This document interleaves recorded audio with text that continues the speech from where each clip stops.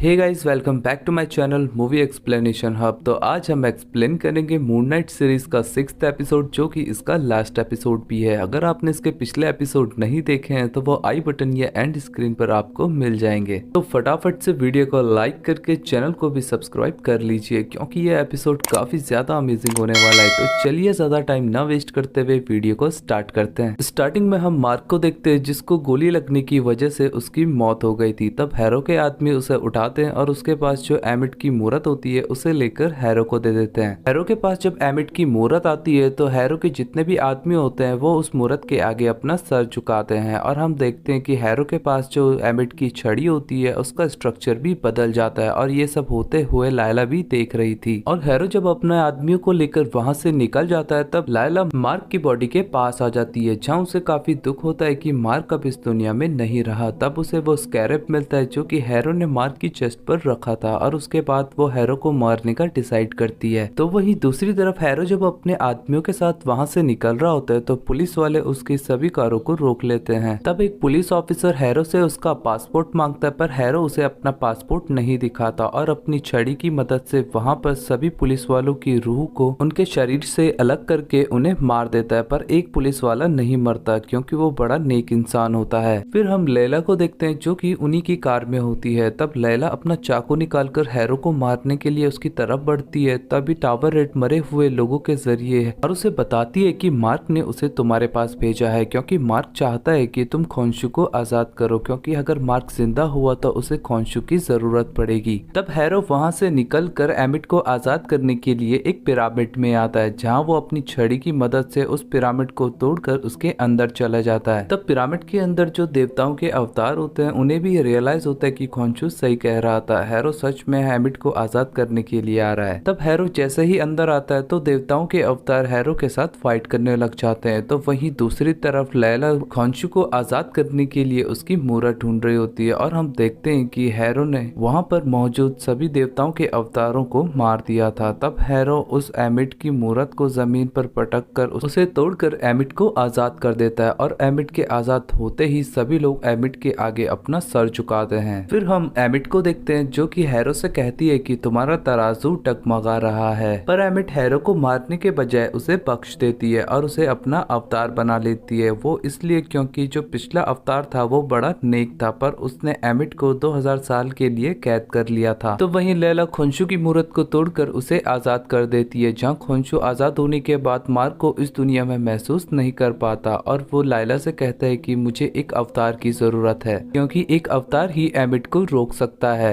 लैला उसकी बात नहीं मानती और उसका अवतार बनने से मना कर देती है, और उसे कहती है कि हम दोनों साथ में काम करेंगे, पर मैं तुम्हारी गुलाम नहीं हूँ। तब एमिट कायरो जा रही होती है पाप को मिटाने के लिए, लेकिन तभी वहाँ पर खोंशु आ जाता है, जो कि एमिट को रोकना चाहता था। फिर हम मार्क को देखते हैं, जो कि सुकून के मैदान में होता है, और उसे ये बिल्कुल मंजूर नहीं होता कि वो यहाँ सुकून से रहेगा और स्टीवन हमेशा के लिए डुआर्ट में फंसा रहेगा। इसीलिए वो वापस डुआर्ट में जाने का डिसाइड करता है, जहाँ टावर उसे बताती है कि अगर तुम एक बार डुआर्ट में चले गए तो तुम वापस कभी लौटकर नहीं आ सकते। पर मार्क उसकी बात नहीं सुनता और डुआर्ट में वापस आ जाता है। तो वहीं दूसरी तरफ एमिट खोंशु से कहती है कि वो अपना फर्ज निभा रही है और वो इस दुनिया को पाप से मुक्त कर देगी। तो खोंशु एमिट से कहता है कि तुम्हारा अवतार एक पापी है। तो वहीं दूसरी तरफ मार्क स्टीवन के पास आता है और उसे कहता है कि तुमने हमेशा मुझे बचाया और तुमने ही मुझे जीने का जज्बा दिया। पर जब वो सुकून के मैदान में था तो उसे बिल्कुल भी अच्छा नहीं लगा, क्योंकि वो स्टीवन को नहीं बचा पाया। और हम देखते हैं कि मार्क भी डुआर्ट में जम रहा होता है। तभी वो अपने दिल को स्टीवन के हाथों पर रखता है और डुआर्ट में जम जाता है। तभी इंसानों की दुनिया में जाने का द्वार खुल जाता है और स्टीवन और मार्क फिर से पहले जैसे हो जाते हैं। वो दोनों फिर से एक दूसरे का साथ पाकर काफी खुश हो जाते हैं। तभी वो देखते हैं कि एक रेत का तूफान उनकी तरफ ही बढ़ रहा होता है और वो दोनों इंसानों के द्वार की तरफ भाग रहे होते हैं। तभी वहाँ पर टावर उनकी मदद के लिए वहाँ पर पहुँच जाती है और उनसे कहती है कि ओसाइरिस तुमसे खुश है और अब जाओ जल्दी से एमिट को रोको। और फिर हम देखते हैं कि एमिट और खोंशु की फाइट शुरू हो जाती है, जहाँ एमिट खोंशु पर भारी पड़ रही होती है। तो वहीं मार्क और स्टीवन वापस से अपने शरीर में इंसानों की दुनिया में आ जाते हैं, और वहीं खोंशु भी फाइट के दौरान मार्क को सेंस कर लेता है और वहां से चला जाता है। और हम मार्क को देखते हैं, जो कि मून नाइट में ट्रांसफॉर्म हो जाता है और खोंशु के पास आता है। खोंशु मार्क से कहता है कि एमिट रिहा हो चुकी है और मेरे अंदर इतनी ताकत नहीं है एमिट को रोकने के लिए, इसलिए उसे मार्क की जरूरत है। तब मार्क की बॉडी से स्टीवन बाहर आता है जो कि खोंचू के साथ एक डील कर लेता है और उसे कहता है कि वो उसकी मदद करेगा, बदले में वो उन दोनों को आजाद कर देगा और खोंचू भी दुनिया को बचाने के लिए उनकी डील को एक्सेप्ट कर लेता है। तब खोंचू दिन को रात में बदल देता है और मार्क दोबारा से अपनी बॉडी में आकर वहां से उड़कर कायरो के लिए निकल जाता है। और फिर हम लैला को देखते हैं जो कि देखती है कि देवताओं का एक अवतार घायल पड़ा हुआ है। तब वो उस अवतार को बचाकर अंदर लेकर आ जाती है, जहाँ वो अवतार लैला को बताता है कि इस कक्ष में बहुत ताकत है और एमिट को मूर्ति में कैद करने के बजाय शरीर में कैद करना होगा, क्योंकि शरीर को मिटाना ज्यादा आसान है और ये काम सिर्फ अवतार ही कर सकते हैं जो कि अब जिंदा नहीं बचे। तब लैला टावरेट से बात करती है और उनका अवतार बनने के लिए तैयार हो जाती है। तब टावरेट लैला को अपना अवतार बना लेती है। तो वहीं मार्क हैरो को रोकने के लिए जा रहा होता है और हैरो एक पिरामिड के ऊपर आकर अपने साथियों और एमिट के भक्तों के हाथों पर एक तराजू बना देता है और सबको परखने के लिए कहता है और एमिट के भक्त सबको परख कर उन्हें और उनकी रूह को उनके शरीर से निकाल कर उन्हें मार देते हैं और उन सभी की रूह एमिट के पास जा रही होती है, जहाँ एमिट का शरीर उन रूह के कारण काफी बड़ा हो जाता है। और फिर हम लैला को टावरेट के अवतार में देखते हैं। तो वहीं मार्क हैरो के पास आ जाता है और मार्क और हैरो की फाइट शुरू हो जाती है।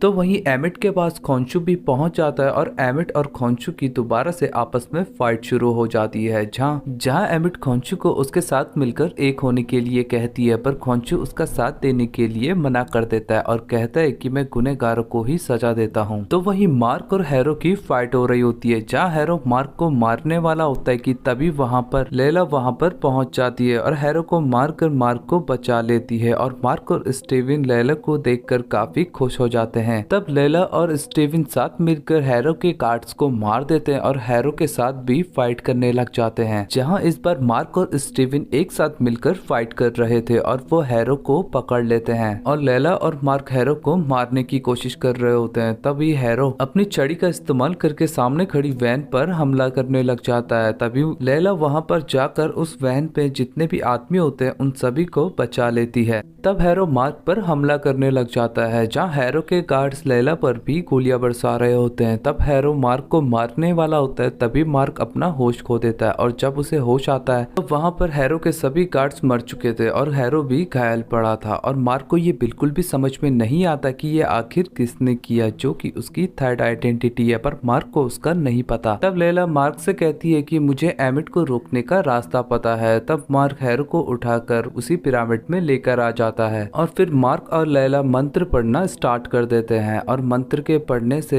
एमिट हैरो के शरीर में कैद हो रही होती है और एमिट हैरो के शरीर में पूरी तरीके से कैद हो जाती है, पर वो कैद होते हुए कहती है कि मैं वापस जरूर लौटूंगी। तभी वहां पर खोंचू भी पहुंच जाता है और वो मार्क से कहता है कि इन दोनों को खत्म कर दो। तब मार्क जैसे ही हैरो को मारने वाला होता है, पर वो हैरो को नहीं मारता और खोंचू से कहता है कि तुम भी एमिट की जुबान बोलने लगे हो, अगर तुम्हें इसे मारना है तो खुद मार लो और अब हम दोनों को आजाद कर दो। और खोंचू भी उनको आजाद करने के लिए मान जाता है। तब मार्क और स्टीवन दोबारा से अपने डॉक्टर हैरो वाले लूप में आ जाते हैं, जहाँ इस बार मार्क और स्टीवन डॉक्टर हैरो से एक साथ ही बात कर रहे होते हैं और डॉक्टर हैरो ये देखकर काफी हैरान हो जाता है और उसके पाँव से खून भी निकल रहा था। तब स्टीवन और मार्क वहाँ से ये कहकर चले जाते हैं कि उन्हें दुनिया को बचाना है। फिर मार्क और स्टीवन की आंखें फिर से अपने बेड पर खुलती है। जब मार्क वहाँ से खड़ा उठता है तो वो जमीन पर गिर जाता है क्योंकि उसका पाँव रस्सी से बंधा हुआ था। और फिर हम इसके पोस्ट क्रेडिट सीन में देखते हैं कि हैरो एक मेंटल असाइलम में होता है, जहाँ पर एक आदमी उसे लेने के लिए आता है और उसे वहाँ से बाहर लेकर आ जाता है और उसे एक कार में बिठाता है, जहाँ कार में खोंचू बैठा हुआ होता है। तब हैरो खोंचू से कहता है कि तुम हमको नहीं मार सकते। तब खोंचू उसे कहता है कि मार्क को यही लगता था कि अगर वो मेरा अवतार नहीं बनेगा तो मैं उसकी बीवी को अपना अवतार बना लूंगा, लेकिन मार्क को भी नहीं पता कि उसकी दिमागी हालत कैसी है। और हमें यहाँ पर मार्क की थर्ड आइडेंटिटी